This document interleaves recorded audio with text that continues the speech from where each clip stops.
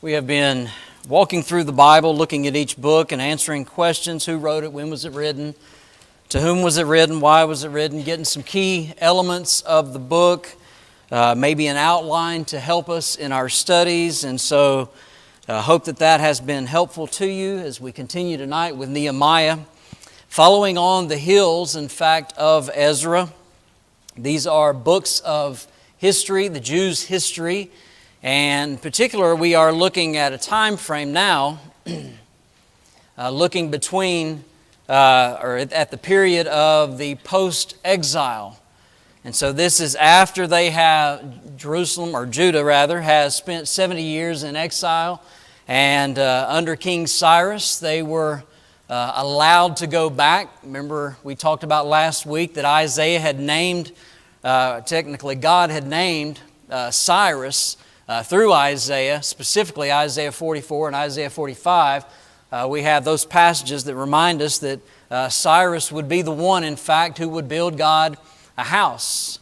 And so that rebuilding process takes place and does so. We talked about the three-stage return under Zerubbabel for a while as governor, and then Ezra, and then Nehemiah by way of that history. We talked about these three books in particular that are sandwiched together. Ezra, Nehemiah, and Esther all fit into this same period. We have some minor prophets that we will look at a little bit later in time as we get to them. And we will fit those who fall into this same category on our timeline as well. And we will start looking at them. But this is our time frame. Nehemiah is around 444 BC. And so Nehemiah, named after its principal character, he is the cupbearer to King Artaxerxes. And he will return as governor and serve for about 13 years. He would make some improvements by way of some social improvements, some financial and so forth, but ultimately what he is known for is coming in to rebuild the walls around Jerusalem. Jerusalem still looked like, at this point, that it was a wasteland. I mean, yes, you have the worship has been reinstated, the temple itself is standing, Jerusalem has been being rebuilt, but the walls, the structural walls around Jerusalem have not. And so they still are burned and still in rubble and so forth. And so Nehemiah will come in, he will make his ride around Jerusalem, make some notes as to what needs to be done, and then very quickly we'll get it done. And so Nehemiah is the wall builder that we will talk about at the end of our lesson. Let's get into Nehemiah. Actually, his name means Jehovah comforts, or God comforts. And so, and we've talked about this several times, but it is so often that these Old Testament names in particular have almost a lesson in and of themselves. And if you think about the fact that Jehovah comforts, for a time now, they have been back in Jerusalem, and it seems that because they have no real security system set up, because the walls are still rubble around Jerusalem, that their enemies come in and out, take what they want, do what they will to the city and to the people. And so they have no real security at this point in time. And so this, obviously, through Nehemiah, is going to provide a great deal of comfort to them, and certainly some peace from their enemies as well. All right, let's start with our questions. Who wrote it? It seems very likely the case that Nehemiah writes at least the very majority of this book. One of the things that I failed to mention last week was the fact that at one point in time, these two books, Ezra and Nehemiah, were in fact one book. They were considered as one. And so when you think about it during that time, the fact that some people say that Ezra compiled it and included Nehemiah's records because there are some first-person accounts as governor and so forth, such as we read here in Nehemiah 5 and verse 14. Moreover, from that time that I was appointed to be their governor in the land of Judah, from the 20th year to the 32nd year of Artaxerxes the king, 12 years, neither I nor my brothers ate the food allowance of the governor. And so we could go back and just and maybe note the fact that it is very likely that Nehemiah has written the largest portion of this, and that there may be some parts that Ezra has compiled and pulled together. And so he was a ready scribe and a priest, and so we talked about the fact that he certainly would have had the ability to do so and to put those things together. So it's not 100% sure, but we know that it's at least the majority of it, chapters 1 to 7, and then chapter 12, the end of that chapter on into chapter 13, seems to be Nehemiah writing, and then Ezra writing some portions and covering some portions of it as well. When was it written? It is likely the case around 432, and so this is the end of that period. This is that 12-year period of Nehemiah being there in Jerusalem from 444 to 432. It covers, this is what the book covers, that 12-year period. And in fact, the events in chapter 13 are from the 32nd year of Artaxerxes Longimanus, and he is king of Persia. And so this Longimanus, this particular Artaxerxes, or son of Xerxes, there's several of those if you go back and look through their history of those rulers, the Persian rulers, the Mede rulers, and so forth. You'll find that there are several Artaxerxes during that time frame. This one is the stepson of Esther. And so we talked about the fact that Esther fits in basically from in the middle of Ezra. And then the last half of Ezra is Ezra's time period alongside working as a contemporary with Nehemiah. And so this covers that 12-year period, almost 13-year period from the 20th year of the reign of Artaxerxes, for whom Nehemiah was the cupbearer unto the close of basically what we know to be the Old Testament period. And so we know that there are some minor prophets that certainly are going to fit in to the time frame. We talked about Haggai. Certainly Malachi is going to fit into that time frame as well. Zechariah and some others.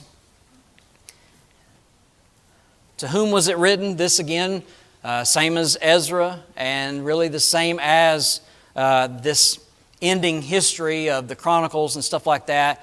Would have been written to a remnant of Judah at this point in time. And we say a remnant because we're talking about just a small group. It's not all of Israel. We're down to Judah. And of course, they have been in exile for 70 years. And so they too, many of them have been spread out. And not all of them, by the way, return. We talk about this three-stage return under Zerubbabel as governor, Ezra, and then Nehemiah. But not all of the Jews will return back to Jerusalem. Some of them will stay in their different locations where they've been for all of this time, because obviously we're talking about a couple of generations have passed, and so some are happy to stay exactly where they are.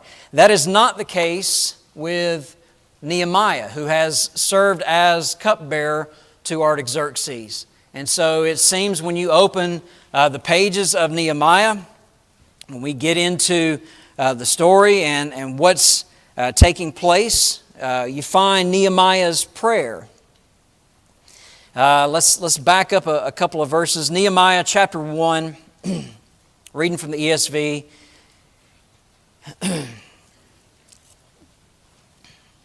You have those who have come back from Judah and are bringing word. Verse 2, and I asked them, he says, concerning the Jews who escaped, who had survived the exile, concerning Jerusalem. They said to me, the remnant there in the province who had survived the exile is in great trouble and shame.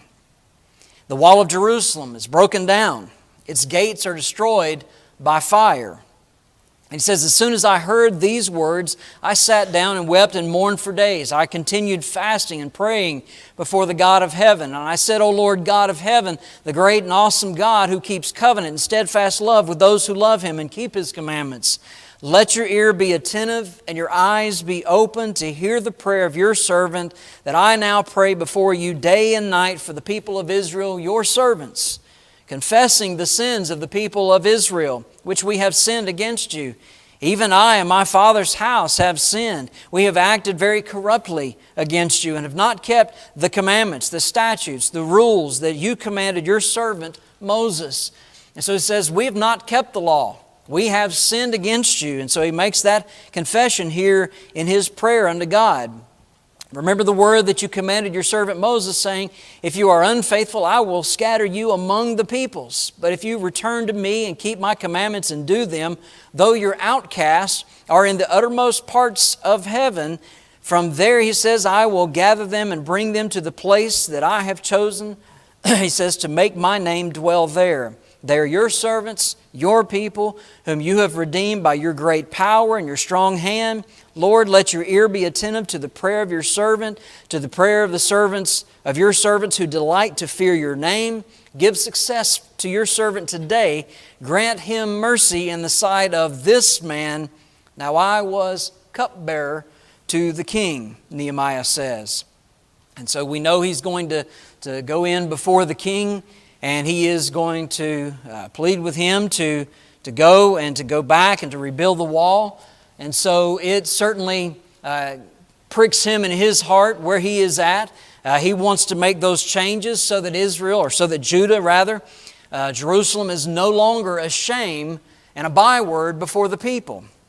And so he cries out unto God, makes this petition unto God. Even prays for the king that he's about to go before to make his petitions to him. And so we find out that Nehemiah is of a different sort. This truly hurts him, and he wants to get something done, and he is certainly a worker. Most of the lessons that you ever hear about Nehemiah are basically about either this particular prayer or Nehemiah chapter 4, in talking about we set forth to build the wall, and they built it in 52 days. They got after it and got it done. And so you talk about the wall builder, and so you'll hear stories or you'll hear lessons done about Nehemiah building the wall. Then there's also great lessons having to do with dealing with the tension between one's enemies and having to go about that work even in a hostile environment. And so there are some great lessons to be learned in that. Why was the book written? I remember it's written to that remnant of Judah to remind them of why they're there, what's happened to them, all of their history, to pull all that together. And so it provides a historical account of God's promise to Judah. And again, this goes all the way back to Genesis chapter 49 and verse 10, that the scepter would not depart from Judah. Nehemiah, he purposes to do several things to persuade them to finish their work. They had started a work. Again, the temple has been set up. Worship is taking place. People have been building their homes. The inside of Jerusalem, if you will, has been being built back together. The marketplace, no doubt, where they're doing their business is back up and running. And yet the outer walls that gives them security for the city during that time frame has not been built back up. And so they are ashamed to the people around them. And the people around them take advantage of them and just run through the city and make havoc of the people there. And so he wants to persuade the people to go and finish the work that they had started, to revive their purpose, why they were there, to serve God, to be the servants of God, to fear Him, to follow the law as well. That's going to certainly come out in this as he stands alongside of Ezra, the scribe and priest, and they stand before the people and deliver God's message before the people, and those reforms are set forth, and they're reminded of their purpose in serving God. And then, obviously, to see what comes from serving God, to see the blessings that God truly gives to His people. And so we see part of the reason why, at least, the book is written. This historical account is written. So let's look together at several verses here as keys. I don't have chapter 9 and verse 6. We'll look at it in just a moment. But these are the key verses. I can do several things on the fly, but building a PowerPoint when I'm sitting in the pew ready to get up and preach is not one of them. So I couldn't add that in at the last minute as much as I wanted to. But Eddie, it wasn't going to happen. So we'll look at the key verses here in just a moment. But clearly, the key word that we find is to build the wall. This is what they were going to do. And then the phrase that we find is they had a mind to work. You see, this is what Nehemiah's purpose was by going back, not just to go and to build the wall, but to condition the people to get their minds ready to do this particular work. It's not a work that he could go back and do on his own, but this is a work that he had to condition the people to get them in the right place, in the right frame of mind. And we find out that he did just that because the people, it says, had a mind to work. And sometimes it's the case that in congregations through the years that I've seen, you will see that. There will be congregations who have done some outstanding works through the years, and sometimes it's a matter of timing for a preacher to step in. Brother Steve, I'm sure, can tell stories about this as well, but to step into those particular works where the people now they have a mind, they're ready to do some work. And so it's always kind of fascinating to see the history of a congregation, to see what's going on in the past, and then to see where they are and to see the work that needs to be done to condition the people, to get them ready to do a good work.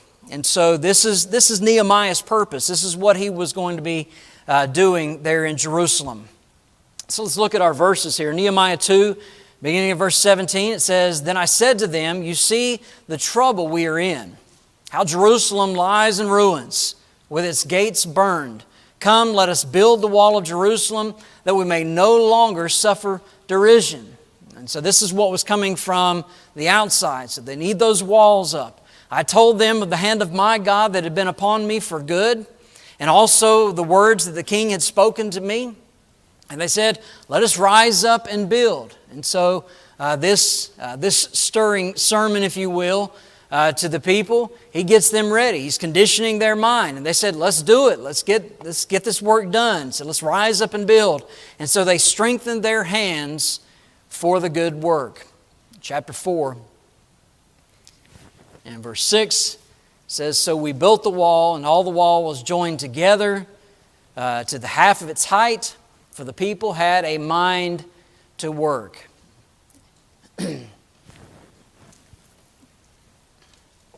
So the wall was finished. I think this is actually chapter 6.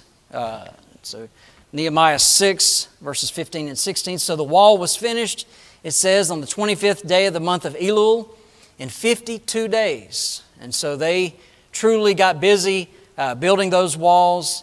If you go and you look at some of the artist renditions and the pictures that are out there of the walls of Jerusalem itself, the different gates that were surrounding it, all of those gates had been torn down.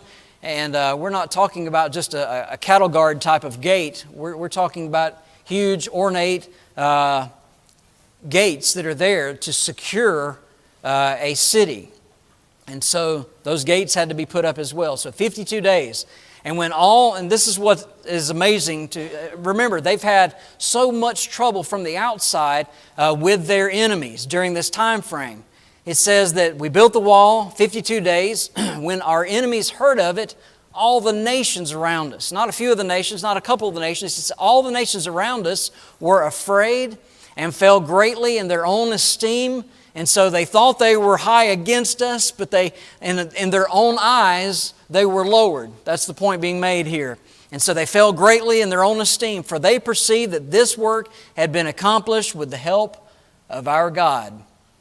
And certainly the nations around them had heard throughout the ages, throughout the centuries, right, of Jehovah God and all the work that He had done for Israel, and how He had accomplished, won so many battles against all those nations round about them, and how the land of Canaan itself was given over to Israel for an inheritance. That work was done by God, that they were brought out by God's hand, bringing them through the Red Sea on dry land, bringing them out of Egyptian bondage. All of those stories that those surrounding nations had heard, they knew something about Jehovah God. They knew about His power, but I'm sure for decades now, look at Israel. They're just a shadow of their former self, right? They're not the people that they used to be.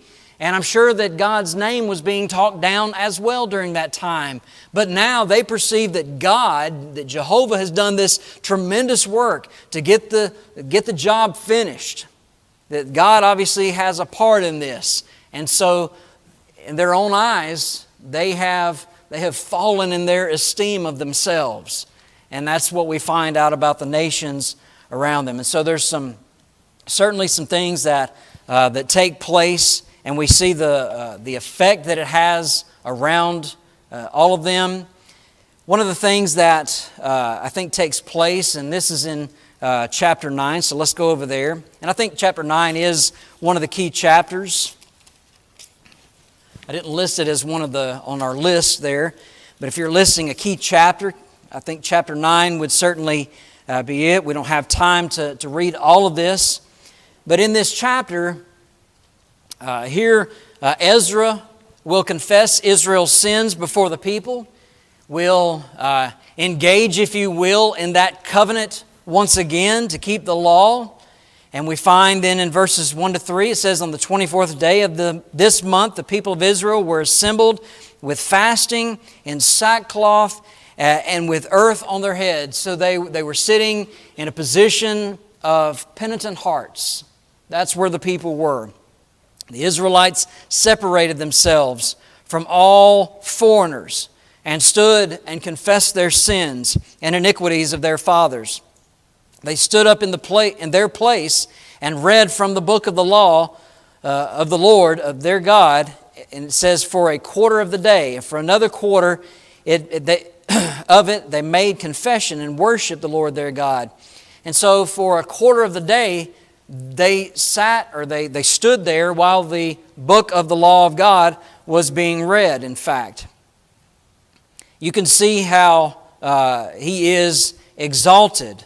Verse 6, you are the Lord, you alone. You have made heaven, the heaven of heavens, with all their hosts, the earth and all that is on it, the sea and all that is in them. You preserve all of them. The host of heaven worships you. You are the Lord, the God who chose Abraham and brought him out of the Ur of Chaldees, gave him a name, Abraham. And so he begins to walk through, even as he's praising God for all of His great works, he is also giving a historical lesson, if you will, of what God has done for Israel and what Israel, how they had turned away from. And yet how God still continued to be with them and to walk with them when they turned toward Him and when they followed His laws and His statutes and commandments and His rules and kept them faithfully. God provided for them. And so we see that over and over. And so you find in this particular chapter, He is exalted as King of Kings. As we are thinking about even the song that Eddie led us in earlier. And so I would encourage you to go ahead and you can finish, not right now, but later, go back and read through this chapter.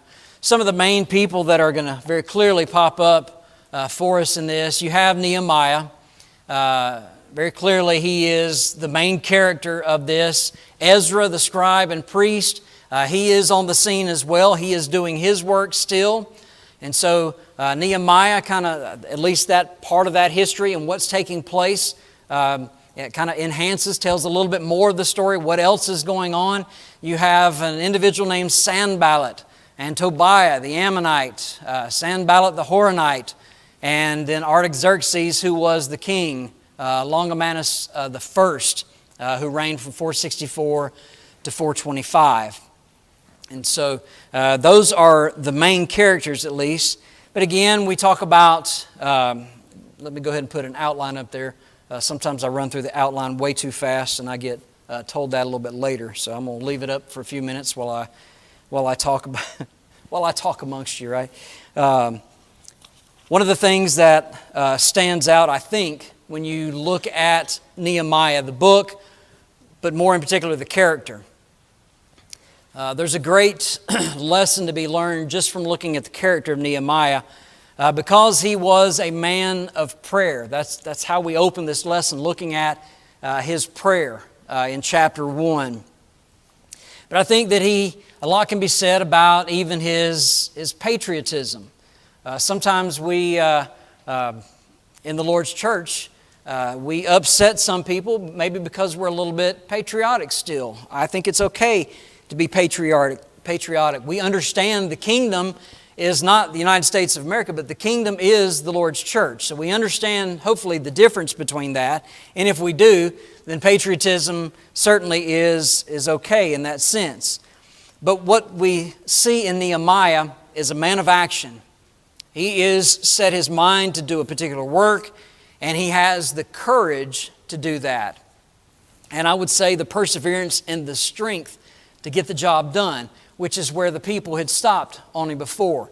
And so he seems to be the one who could get them, if you will, across the finish line, to keep them working, to get the work done that needed to be done. And so we see a man of prayer, a man of patriotism. We see a man of action and courage and strength and perseverance. He is seen as certainly as a leader. When he comes on the scene, you can tell he is a leader. He is in charge. There is a work to be done, and he goes, and others will follow. And so I think there's a great lesson looking at his leadership skills as well. From the message of the book, this kind of goes back maybe to some of the purpose that we talked about earlier. Nehemiah's work obviously is directly, closely related to the work of Ezra. And so they are working together. I mentioned Ezra here, he's a priest. He is also a ready scribe. And so there's the spiritual revival that's taking place on the scene. But Nehemiah seems to be the one to help come in and secure the city and secure, if you will, Jerusalem, so that they do not have to worry about those outside forces once again. And so you have a restoration taking place, both a spiritual restoration during this time as well as a physical, material restoration taking place of the city and certainly the wall.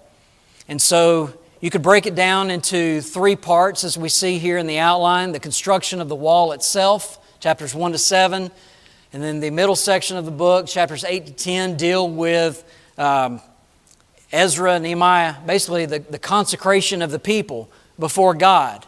And then you find the work is consolidated in chapters 11 through 13.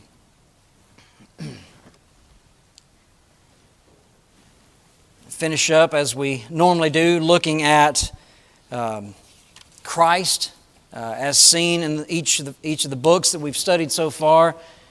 Christ is the wall builder. And so Nehemiah certainly is the wall builder here in the book, but he is portraying Christ.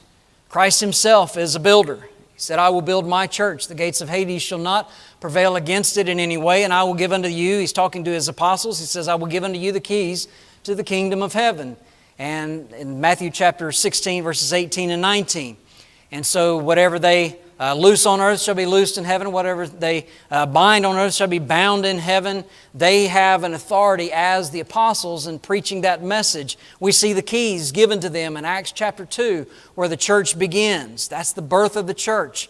And Jesus is the builder of that church. In fact, He went to prepare a place. You remember we read in John chapter 14 and verse 1, And then in verse 6, we find out that He is the way, the truth, and the life, and no man comes unto the Father but by me. And so Jesus is the way. He is the wall builder. He is the church builder. There's only one church. And that's what we have to realize, and we soon do as we read through Scripture. We find that it was never intended that there would be all of these different religious groups out there, but rather that we would be His people, following His plan. And so we know, and we've talked about, even made the point that even a restoration that took place a couple hundred years ago, when people decided that, okay, we've got to shed off these denominational names and get back to the Bible and just simply be what the Bible says and speak where the Bible speaks and be silent where the Bible is silent. That's the things that we need to be concerned about. Jesus is that wall builder. He is the church builder. But what He has done is He also has told us that He is the door. He is the door to the church. He is the door for the sheep. And so He is the way. He is the door. He makes the way possible by shedding His blood because He died for us. That wonderful and inexpressible gift that has been given on our behalf for God to send His only begotten Son. How can we be a part of that church? By believing in Jesus Christ, John 8:24. By confessing His name even before men, Matthew chapter 10, 32 and 33. By repenting of sin, that is to stop the practice, to turn away from sin and turn unto God. And then to be baptized to wash away our sins, calling on the name of the Lord, Acts 22 and verse 16. That's our Lord's plan to save us. That's the way in to the church. Because we find that the saved are added to the church in Acts 2, verse 47. After they gladly received His word and were baptized, there were added unto them about 3,000 souls. And then they continued steadfastly in the apostles' doctrine, which is what we're doing today, is continuing in the apostles' teaching. That authority that they had been given when Jesus had promised to build His church. And He was going to give them the keys to the kingdom of heaven. And whatever was going to be bound on earth would be bound in heaven. And whatever was going to be loosed on earth would be loosed in heaven. They would have that authority to preach that gospel. And you and I have the responsibility to be obedient to that gospel and to follow along. And just as Nehemiah was the wall builder, just as he was the leader that he was, Jesus, even more so, because He is the head of the church. Will you be subject to Him and faithful to Him? If we can help you and encourage you in some way tonight, won't you come to the front while we stand, while we sing?